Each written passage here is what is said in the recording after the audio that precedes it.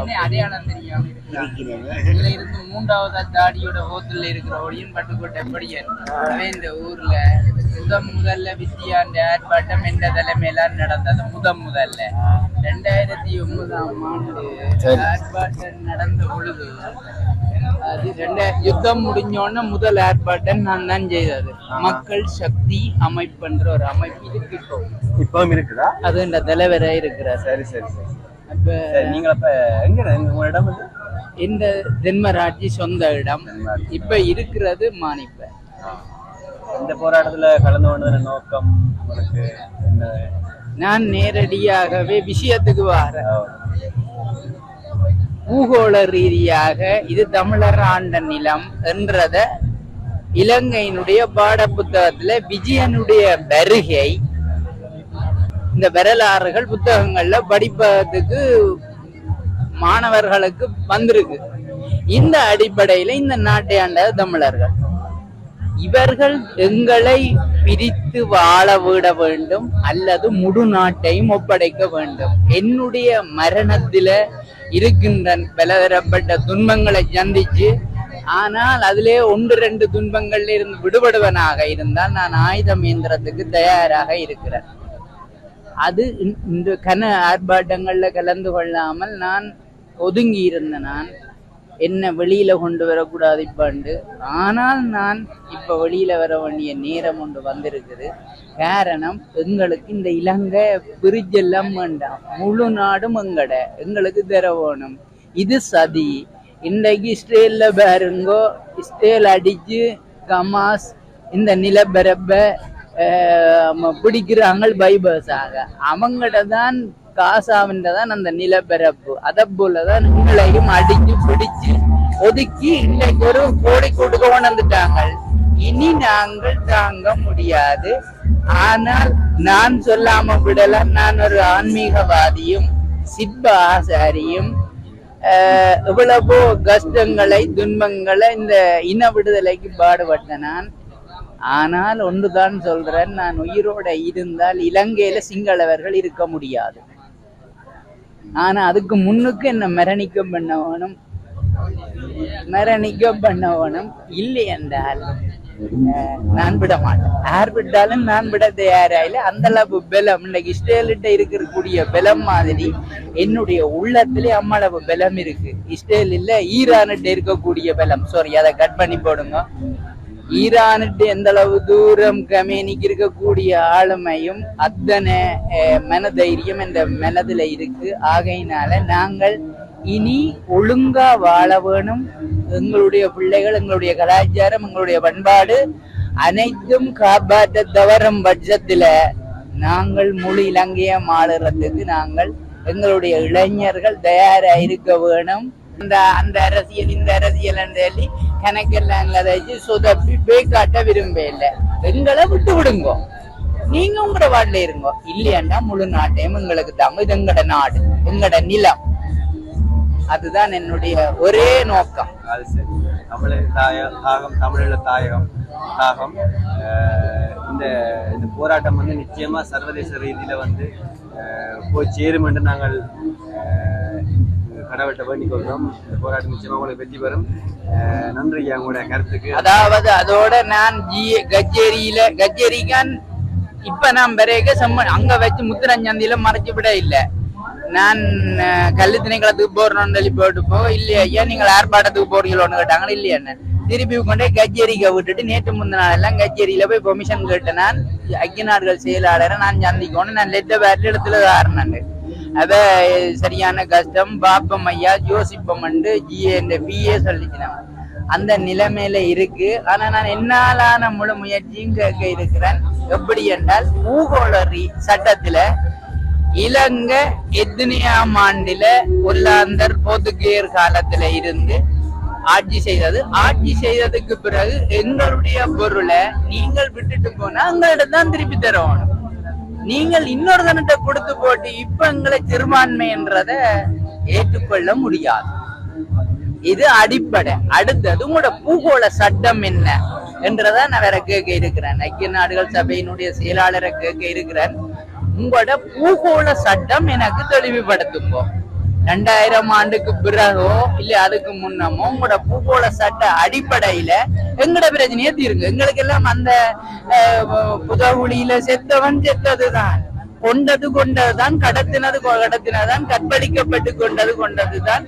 இப்பவும் அது வேறு ஒரு வடிவத்தில் எங்களுடைய இனத்தை அனைத்து விடயத்திலும் கொண்டு கொண்டே இருக்கிறார்கள் இந்த இனவாத சிங்களவர்கள். ஆட்சியாளர்கள் அல்ல, இல்லை என்று சொல்ல வரையில, ஆனா இனவாதிகள் செய்து கொண்டிருக்கிறார்கள். ஆகையினால வேற வேற வடிவத்தில கொலை நடக்குது, கொள்ளை நடக்குது, பாலியல் பலாத்காரம் வேறு ஒரு விதத்துல நடக்குது, கஞ்சா போதவஸ்து என்று சொல்லி. ஆனால் வடிவம்தான் வித்தியாசம். எங்களை அழிஞ்சு கொண்டே ஒரு நாளும் இருக்கிறாங்க.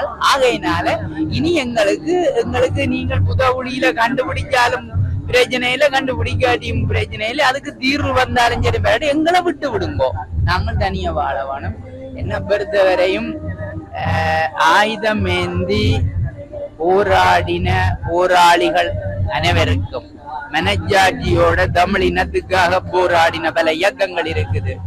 அந்த இயக்கங்கள்ல மாவீரர்களுக்கும், எங்களுடைய தமிழீழ விடுதலை புலிகள் இயக்கத்தினுடைய மாவீரர்களுக்கும், அதை விட ஆயுதம் ஏந்தாமலே எங்களுடைய மக்கள் சொல்லனா துன்பத்துல துடிக்க துடிக்க கொல்லப்பட்டார்கள். இந்த பேரொண்டுக்காக, இனவாத பேரொண்டுக்காகவே கொல்லப்பட்டார்கள். ரீதியிலும் இனவாதி என்ற அடிப்படை, தமிழன் ஒரு இனவாதி என்று சொல்லி இவன் ஒன்றில் போராட்டத்துல வர போறான், அல்லாட்டி ஆயுதம் ஏந்த போறான், அல்லது ஏதோ ஒரு வழியில எங்களுக்கு எதிரானவர்கள் என்று சொல்லி இப்பவும் எங்களை கொலை செய்து கொண்டிருக்கிறார்கள். ஆனா இதற்கு இங்க இருக்கக்கூடியவர்கள் வெள்ள வேட்டி கட்டி சரி வராதப்போ இதெல்லாம் லேக் இல்ல, இனி சரிபட்டு வராது. நீங்கள் எல்லாரும் ஒதுங்கி ஒற்றுமையாக கடைசி சந்தர்ப்பத்துல தமிழனை ஒரு அரசியல் ரீதியா தானே நீங்கள் காப்பாற்றுறதுக்கு முடியாம கங்கணம் கட்டிக்கொண்டு நீங்கள் எல்லாரும் பிரிஞ்சு பிரிஞ்சு நின்று இதுவரையில நீங்கள் சந்திச்சதும் சாதிச்சதும் என்ன இருக்கு? ஒரு கணக்க வேண்டாம். இந்த தலையில இருக்கக்கூடிய முடியின் அளவு ஒரு கணத்தில் உங்களோட முடியில அளவுல தமிழனுக்கு பாதுகாப்பான ஒரு பிரதேசம் இதுல இருக்குது. எங்கட நாங்கள் தனிச்சு நின்று போட்டிட்டு ஆட்சி அமைச்சான்னு சொல்லி தூக்கி ஒருத்தராலும் போட முடியாது, சுமந்திரனாலும் போட முடியாது, இல்லை சைக்கிள் பாட்டியாலும் போட முடியாது. நீங்கள் எல்லாருமே உங்களோட பதவியையும் படிப்பையும் பட்டத்தையும் தக்க வைக்கிறதுக்கு செட்டுக்குலர குலுக்கி கொண்டு திடீரியலை ஒழிய எங்களுடைய மக்களுடைய அடிப்படை பிரச்சனையும் எங்களோட நிலமும் காசா மாதிரி பறி போய் கொண்டிருக்கு, பறி போய் விட்டது. ஆனால் இனி எஞ்சி இருக்கக்கூடியவர்களை நாங்கள் காப்பாற்றி வளர்க்க வேணும் என்றான் என்னுடைய மனதார எண்ணம் குமுறி கொண்டிருக்குது.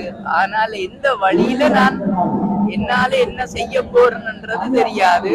கடும் புத்தி இருக்கு, ஆனா அந்த புத்தி என்னென்ன மாதிரி பயன்படுத்த போறேன்னு தெரியாது. ஆனா பயன்படுத்தியே தீருவேன், அதுல மாற்றுக்கதை இல்லை. ஏனென்றால் நான் ஒழுங்கான பிள்ளையையும் சமூகத்தையும் இந்த இனத்தோட சேர்த்து பெற்று வளர்த்து படிப்பிச்சு ஆளாக்காம விட்டுட்டு போனால் நான் இந்த பூமியில பிறந்த தமிழன், அடிப்படை தமிழன் என்றதுக்கு எந்த விதமான அடையாளமும் இல்லையா?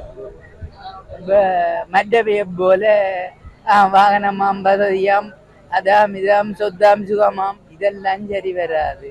என்னுடைய இனம் வாழ இன்றைக்கு ஒன்றுமில்லாத இஸ்ரேலியன் இந்த அளவுக்கு துடிக்கிறான். அவன்கிட்ட நிலமும் இல்லை, ஒன்றுமே இல்லை. அந்த நிக்க வேண்டியவர்கள் எல்லாரும் இஸ்ரேலுக்கு பின்னால நிக்கிறாங்க.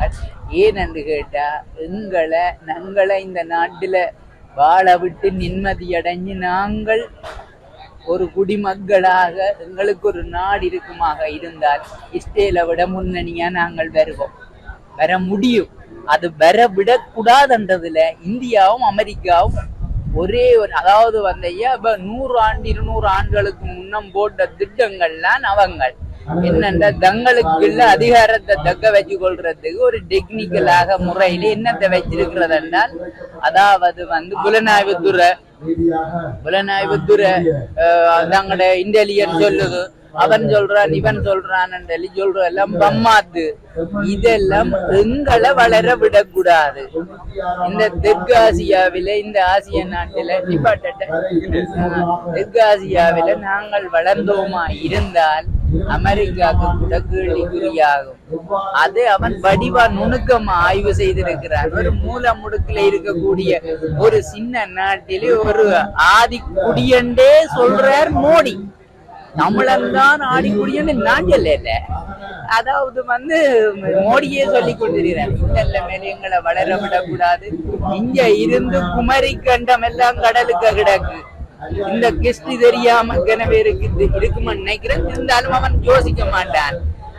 வெள்ளவடியோட விலாசமா கதிரையில இருந்துட்டு போய் நாங்கள் வாகனத்துல போய் இறங்கினா சரியா நினைக்கிறாங்களே ஒழிய, ஆனால் தமிழ் மக்கள் பேச்சு சுதந்திரம், கலாச்சாரம், பண்பாடு, பழக்க வழக்கம், நேர்மை, கல்வி அனைத்தையும் இழந்துதான் நாங்கள் இப்ப நிக்கிறோம். ஒன்றும் இனி கிடைக்க விடக்கூடாதுன்னு சொல்லி இருக்கிறார்கள். அதுல மேட்டு கதை இல்லை. நீங்க சொல்ற மாதிரி